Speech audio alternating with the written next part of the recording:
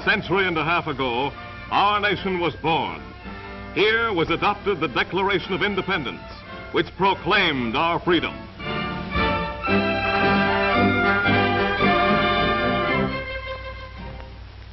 All men are created equal. They are endowed by their Creator with certain inalienable rights. Among these are life, liberty, and the pursuit of happiness. Near here was adopted the Constitution of the United States, which guarantees our freedom, which determines that neither king nor dictator, but only we the people shall rule.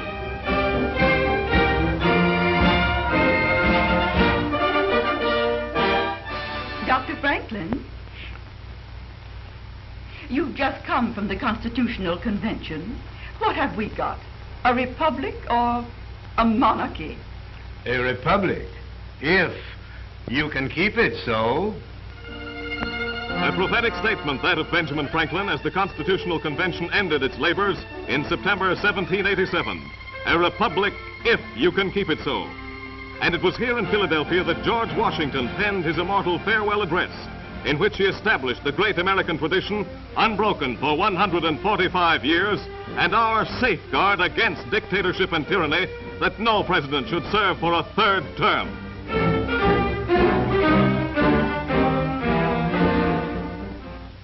Friends and fellow citizens, the period for a new election of a citizen to administer the executive government of the United States being not far distant, and the time already arrived when your thoughts must be occupied in designating the person who is to be clothed with that important trust, it appears to me proper, especially as it may conduce to a more distant expression of the public voice, that I should now apprise you of the resolution I have formed to decline to be considered among the number of those out of whom a choice is to be made. And here in Philadelphia in June 1940, members of another history-making convention opened their sessions. The 22nd Convention of the Republican Party will now come to order. Where they resolved that we will keep this nation a republic. Minnesota's youthful Governor Stetson keynotes the spirit of this assembly of free men. Fellow Republican delegates, even as we meet, lights are going out in Europe. Blackouts of dictators take the place of lighthouses of free men. Ours is the grave responsibility to keep burning brightly the light of liberty. If we meet that responsibility, the people will make the man that we here nominate their next president in November. Here are men and women from all the states and territories, met to face another grave responsibility, met to preserve the Constitution which the founders wrote, met to keep America free from dangers which Washington and Jefferson foresaw, and which they discouraged by placing country above themselves. These Americans are determined to preserve representative Republican government in this land, no matter what happens elsewhere. Behind them in every part of the country are millions of Americans giving voice to the great American truth that we, the people, are the government. They refuse to believe that here the door of opportunity is closed. They have faith in America.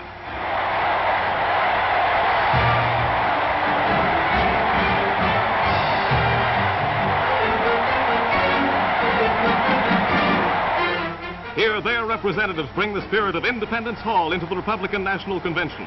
Here there are no big city bosses, no fixers, no machine politicians in control.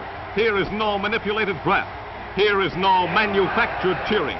It comes from sincere men and women, free men and women. It does not come from men under the lash of corrupt city machines. Here we, the people, assert our will.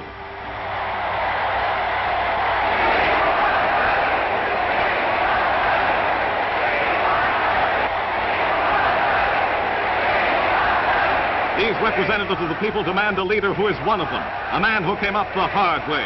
The greatest unbossed convention in all history decides. The people's demand is met.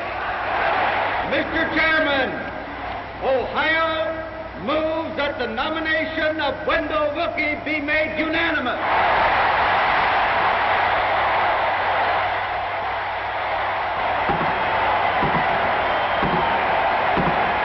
Are you in favor of making the nomination of Wendell Willkie unanimous? Kindly say aye. Forward to vote. And here, the following day, Wendell Willkie and Mrs. Willkie come to Convention Hall.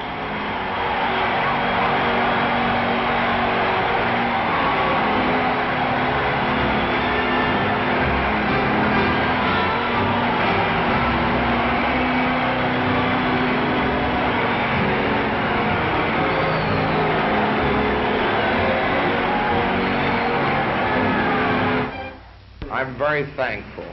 I'm also overwhelmed. I don't think any man in my position could be but overwhelmed. It's just the beginning of the fight, a fight for the preservation of American ideals, a fight to bring about unity in America, for the restoration of our domestic economy, and the building of a great defense so that no dictator may strike. I thank the convention. I thank all of the American people.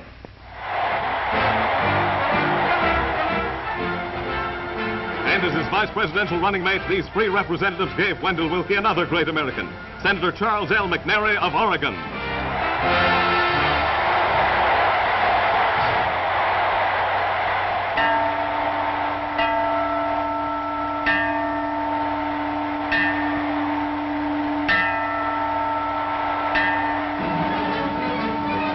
And so Wendell Willkie, born 48 years ago in Elwood, Indiana, emerges in response to the greatest demonstration of spontaneous support that our country has ever known. His grandparents, like the ancestors of millions of Americans, fled the autocracy of Europe to find liberty in this country. Here in Elwood, his parents first taught school and then practiced law.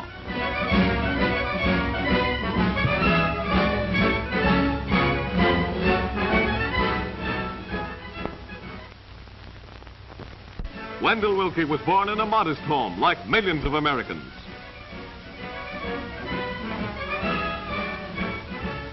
He went to the public grade and high schools, just like millions of Americans. His hard-working parents moved later to this Elwood home, from which Wendell Willkie went forth to win success in law and business. The day we declared war on Germany in 1917, Wendell Willkie enlisted in the armed services of his country, then fought in France, with his two brothers promptly joining him in uniform.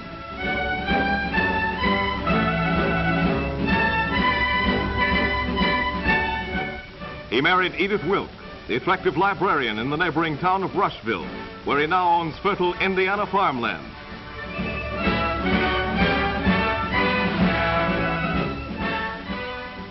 He has learned our needs and our problems, not from books, not from brain trust reports, not from boss-ridden city machines, but by living and working and talking with us, face to face, shoulder to shoulder. And it is face to face that he'd like to meet you now, to talk for a few minutes about the problems confronting our America. I would like very much to talk to everybody in this country personally about the issues of this campaign.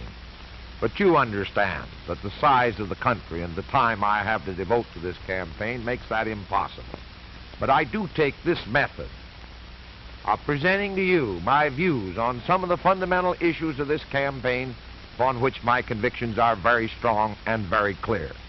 Because I am a businessman, of which incidentally I am very proud and was formerly connected with a large company, the doctrinaires of the opposition have attempted to picture me as an opponent of liberalism.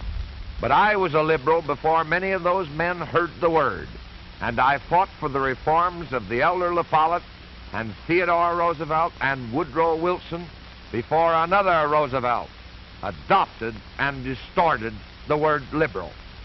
I believe that the forces of free enterprise must be regulated. I'm opposed to business monopolies. I believe in the right of collective bargaining by labor without any interference and full protection of that obvious right. I believe in minimum standards for wages and maximum standards for hours, and I believe that such standards should constantly improve. I'm in favor of the regulation of interstate utilities, of banking, of the security markets. I believe in federal pensions, in adequate old age benefits, and in unemployment allowances. I believe that the federal government owes a duty to adjust the position of the farmer with that of the manufacturer. If this cannot be done by parity prices, then some other method must be found without too much regimentation of the farmer's affairs.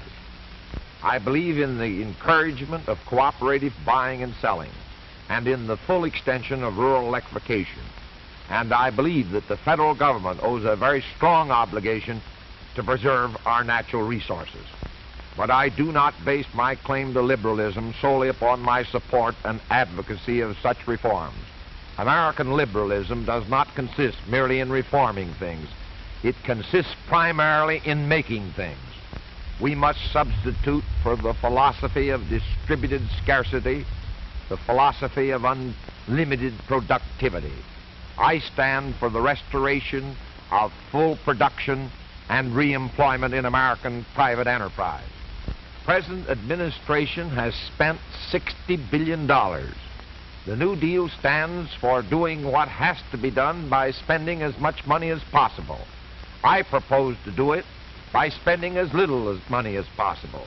This is one issue in this campaign that I intend to make crystal clear before the conclusion of the campaign, so that everybody in this country may understand the tremendous waste of their resources and money that have taken place in the last 7.5 years. There is another very vital issue which I would like to debate with Franklin D. Roosevelt face to face, and that is the assumption by this president in seeking a third term of a greater public confidence than America accorded to its presidential giants, Washington, Jefferson, Jackson, Lincoln, Cleveland, Theodore Roosevelt, and Woodrow Wilson. We have not, and I pray to God we may never reach the time in America when there is any such thing as the indispensable man. We are engaged in a sacred cause, the preservation of American democracy. I cannot lead this cause alone. I need the help of every American, Republican, Democrat, Independent, Jew, Protestant, Catholic, people of every race, creed, and color. If we all join together, each doing his utmost, dedicating ourselves to the principles of American liberty, a revitalized and reunited America will triumph over every enemy within or without. I thank you, and God. Remember that he knows our needs because he's worked with us, teaching history in Coffeyville, Kansas, driving a bakery wagon in Indiana, working as a hotel barker at Aberdeen, South Dakota, and as a field hand harvesting wheat, as a laborer in California, and in steel mills, in sugar fields. We need him. And we, the people, must and will elect Wendell Willkie president, preserving our great tradition against a third term, paving the way toward jobs for our 10 million unemployed, protecting our America from radicals at home and aggressors abroad.